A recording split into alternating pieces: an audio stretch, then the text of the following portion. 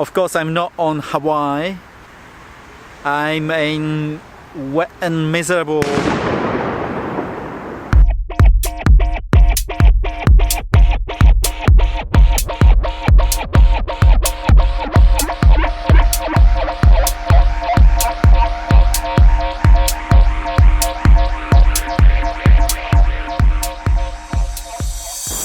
I'm in wet and miserable Berlin. Why is it worth watching a triathlon for 8-9 hours this Sunday? If you just want to hear my top pro predictions, just fast forward. So now I tell you why it's interesting to watch Ironman Hawaii, particularly this year. Ironman Hawaii is the World Championship of Ironman distance as an Ironman brand. On the 12th of October this year, 2019, all qualified pros and age groupers gather on the island of Hawaii. It happens every year, and they swim 3.8 kilometers, they bike 180 kilometers, then they run a full marathon. But you might ask, oh, that's just a World Championship.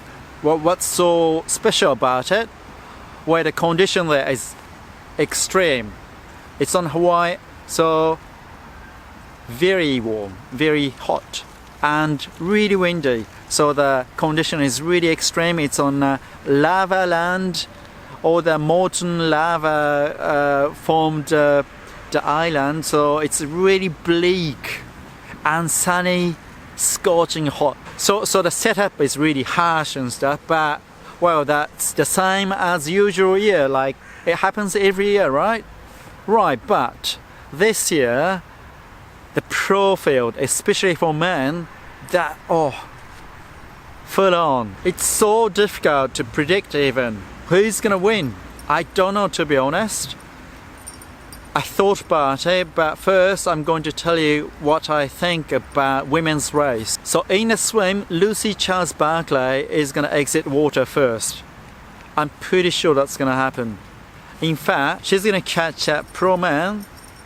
They actually start quite a lot ahead of women. I can't remember, that's 5 or 10 minutes, I can't remember, but anyway, she can actually catch the end of men quite easily. She's that fast. Several minutes later, Daniela Ryf, she's been winning Kona for quite a while in recent years, and Philipp, she's got a caliber to get on a podium actually, but this year she had some injuries and she couldn't really run well. So yeah, see how it goes. And Sarah True, she was 4th last year, but she is quite weak in the heat. She raced in Ironman Cairns and collapsed halfway through the run, blacked out. Then again in Frankfurt, she collapsed. Only 750 meters to go. Only 750 meters to go to finish the race. But again, she collapsed and she had to do another Ironman to get qualified. Anyway, she got qualified so she can be on the start line. But yeah, she said that in an interview, she's a bit worried.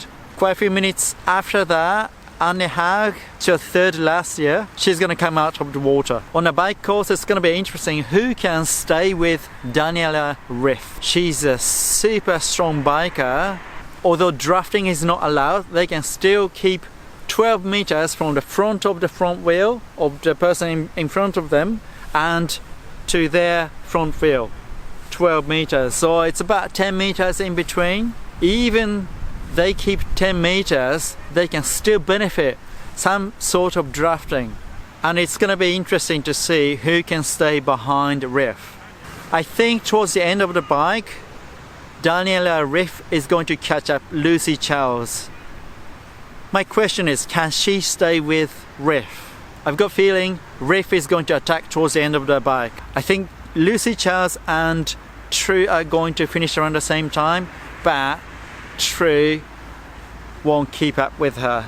Haug is going to just charge on and catch up True, but won't be able to catch Lucy Charles and Ryf. So it's going to be Ryf, Lucy Charles, Haug, just like last year. Now, pro men. I think it's going to be very difficult to predict, but I think really fast swimmer Josh Amberger, he's going to finish the swim first. And with him, Alister Brownlee has won 2 golds at Olympics, and Jan Frodeno, he has won a gold at Beijing Olympics and has won Kona as well. Also, he's a current Ironman distance world record holder. These 3 are going to be in the first group, out of the water. And a few minutes later, the current Asian Pacific champion Braden Currie and 2017-2018 world champion in Kona Lange, they're going to be in the main group. But there's one key person we have to watch out. That's Wurf. He is an ex-professional cyclist. He's broken records. He's broken Kona bike record and so many other bike course records in recent years. He has improved his swim a lot, so there's a chance that he can actually join that main group. Then again, a few minutes later, Sebastian Kienle, he has won Hawaii in the past.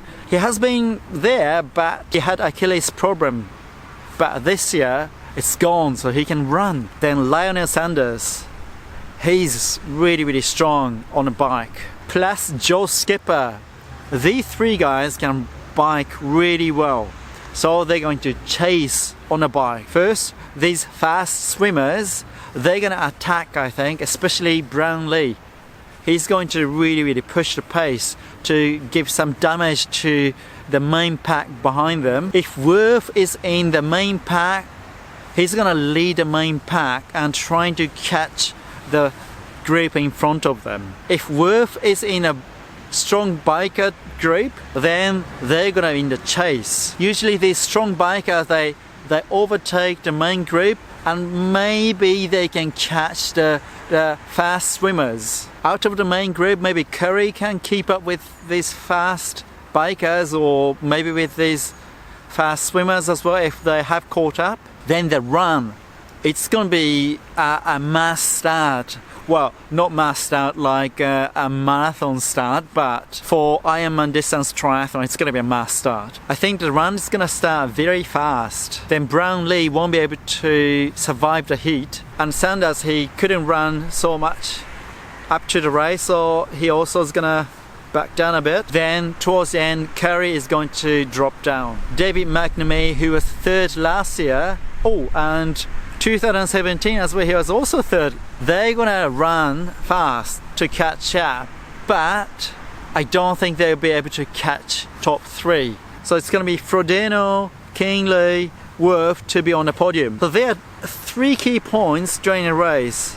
The first one is, when is Wurf coming out of the water? Is he going to join the main group or the bikers group? That's gonna make a huge difference because his bike power is just so enormous that it can change the dynamics of the whole race. Second point is, when are these strong bikers going to catch up the groups in front of them? One good part to check is just before the turnaround, there's a hill going up. That and coming down a hill, that's usually the place where they can attack. So watch out. The last point is how Lange and McNamee are going to catch up these guys in front. Where they're going to start the run is going to highly depend on how the bike is going to develop. So it's going to be affected by where Wurf is going to finish his swim. All these elements from the earlier in the race are going to affect, because if someone bikes hard, of course they can't run so fast. In the end, triathlon is a sport. You have to finish all 3 disciplines. It doesn't really matter how fast you bike, if you can't run, you can't win. So these are the points you can focus on. I'm going to put the link for the live stream on Facebook below. I'm going to put details of top favorite athletes as well. So please check these out and enjoy the race.